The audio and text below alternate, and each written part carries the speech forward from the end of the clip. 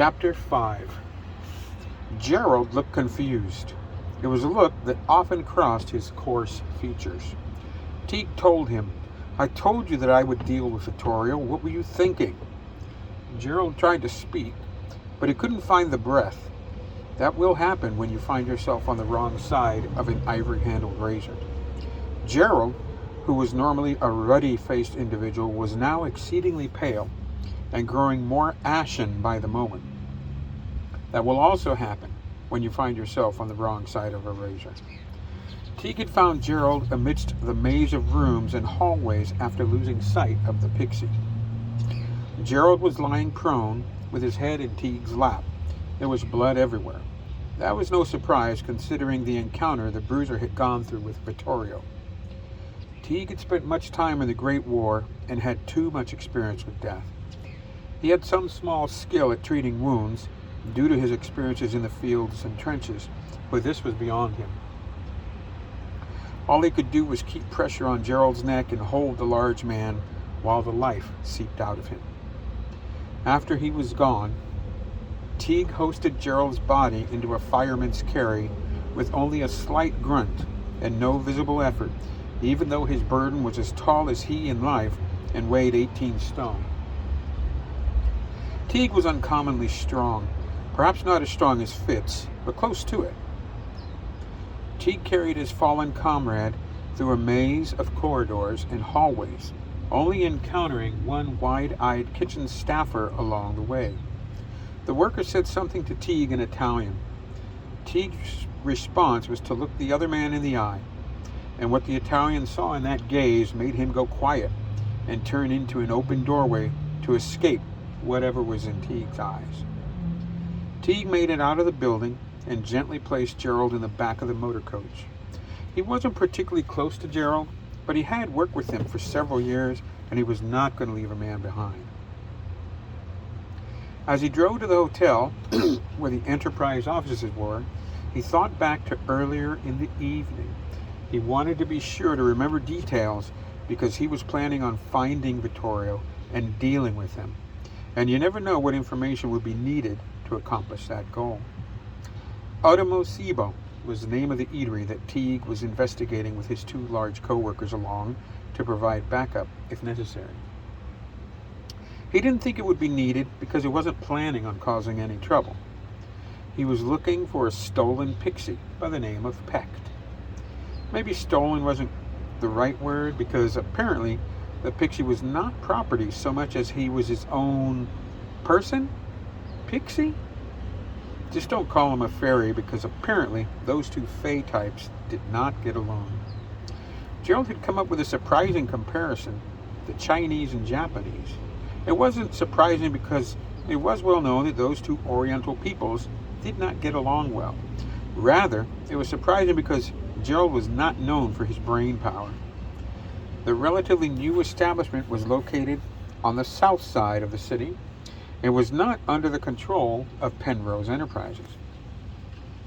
Teague had met with his employer earlier that day after spending time at the Cornish, which was the shop that was run by Miss Rowena, and the place where Pecht, the pixie, provided the special ingredient that made Rowena's food so incredibly delicious.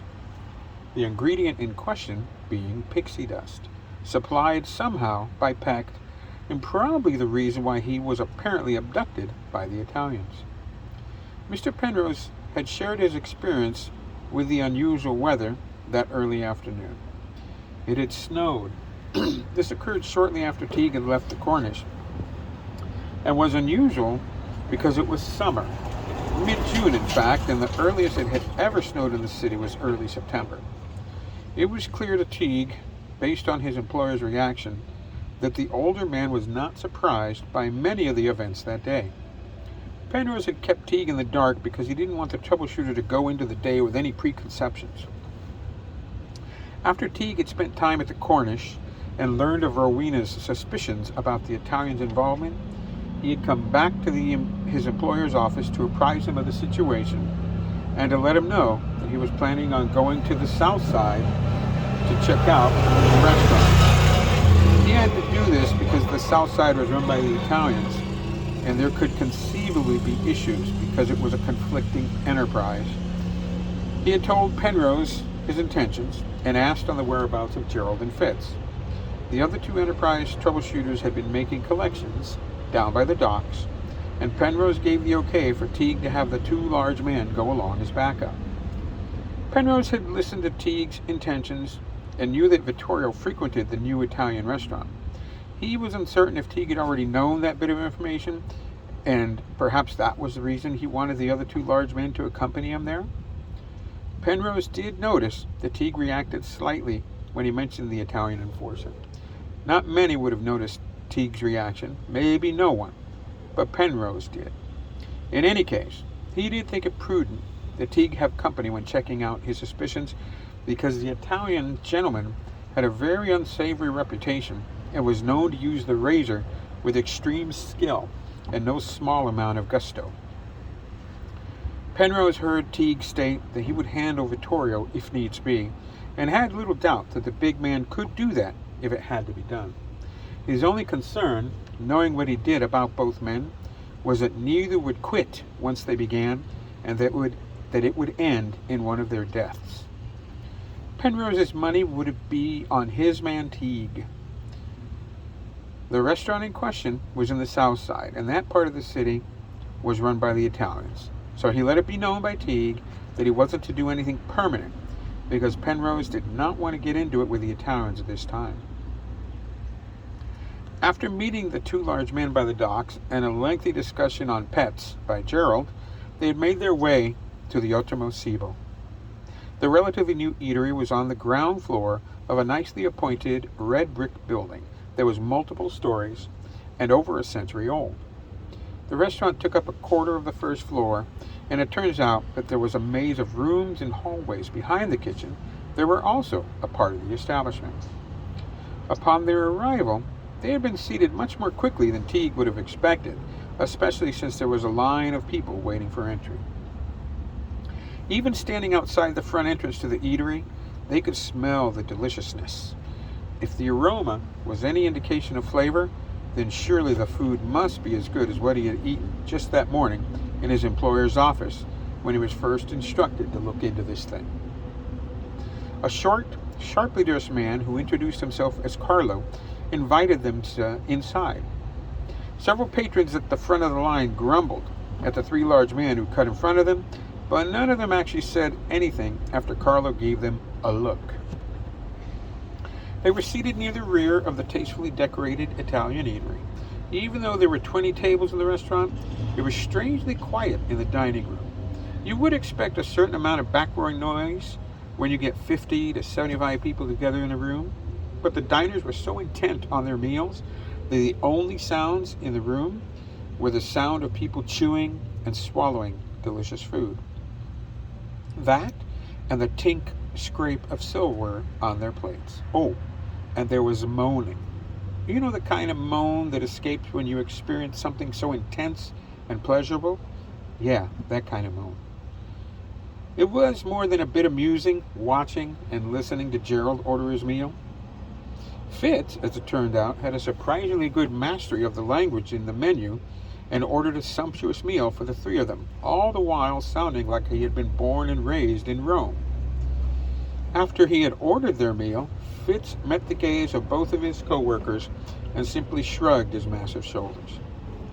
Carlo and several other wait staff were very attentive, and they had wine, bread, and water very quickly. Even the bread smelled heavenly, and the garlic butter spread upon the slices of warm bread was the stuff of dreams. As much as it pained him to do so, Teague knew he had to look about before the food arrived, or he would be powerless to do naught but consume the delicious fare.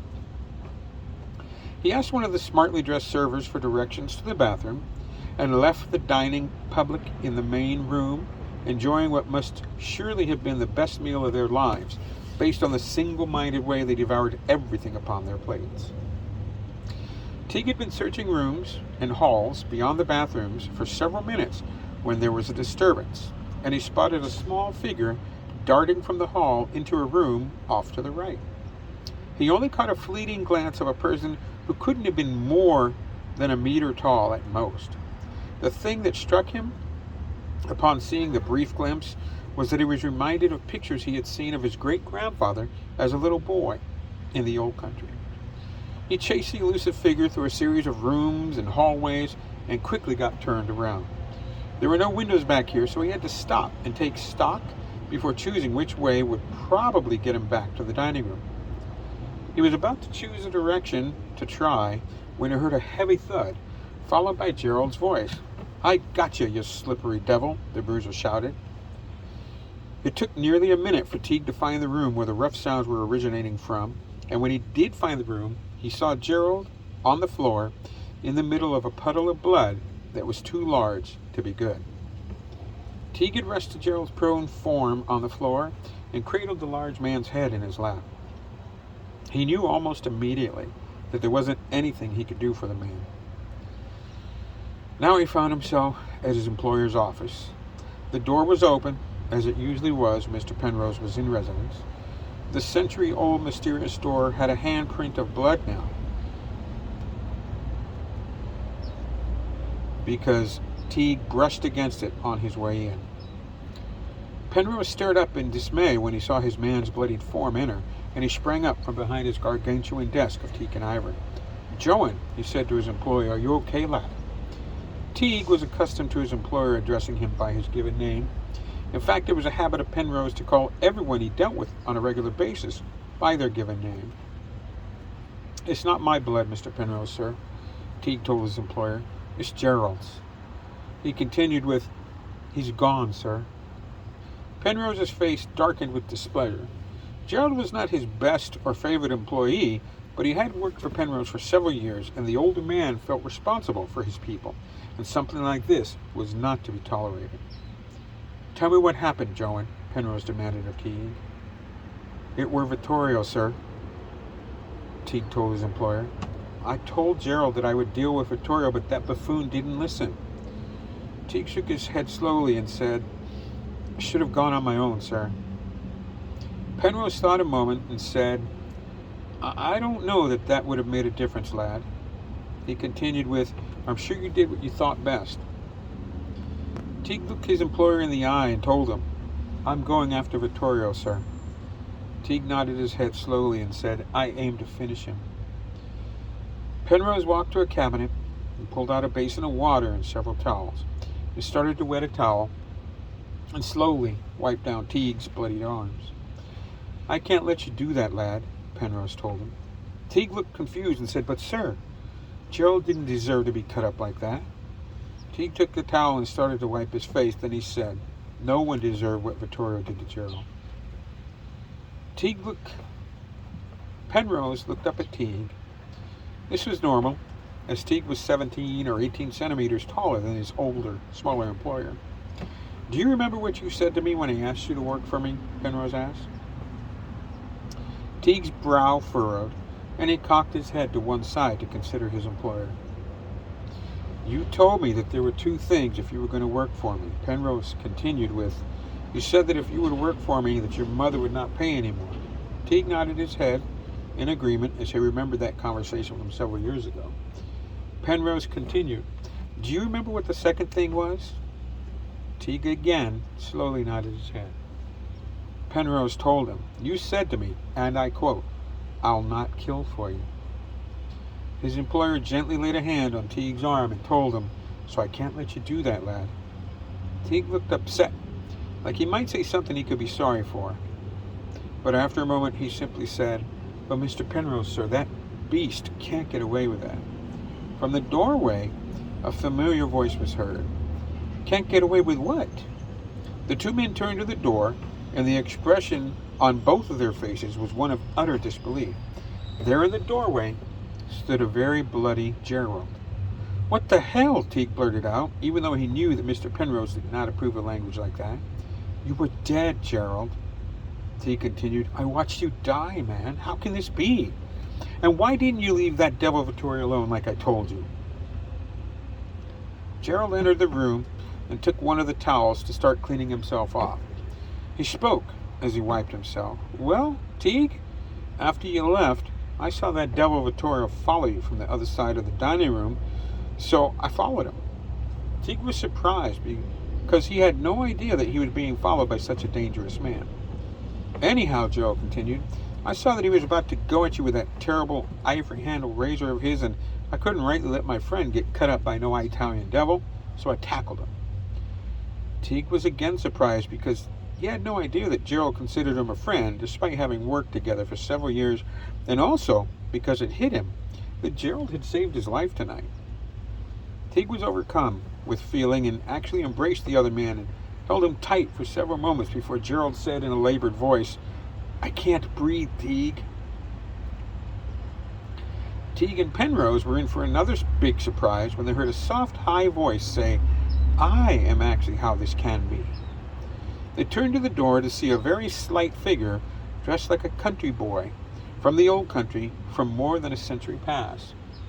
Penrose now broke the silence with, What the hell?